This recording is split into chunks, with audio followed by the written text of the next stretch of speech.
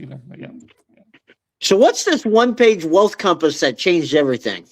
Well, here's the deal about that.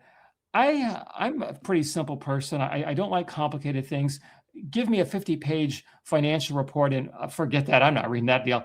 And so when I was reading, but I was desperate. I had to understand investments and finances, and I messed up for 40 years. I couldn't keep doing that. So I truly did dig into the research, and I dug in deep, and I was listening to podcasts all the time.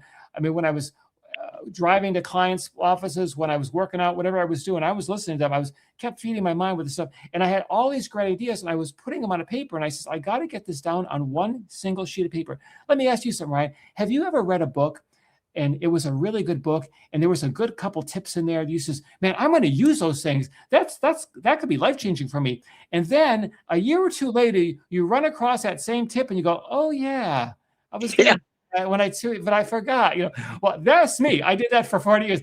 I said, I can't do that this time. I can't. So when I got a really good golden nugget of an idea, I put it on my one piece of paper that I was doing. And I kept distilling that and kept refining it until and what I did is every week on Fridays, I would look at it and I would take 2 minutes and review all those golden nuggets. And guess what? I stopped going get off track. I didn't get off in that shiny object and get distracted. I stayed focused on boring, unsexy, proven principles that work.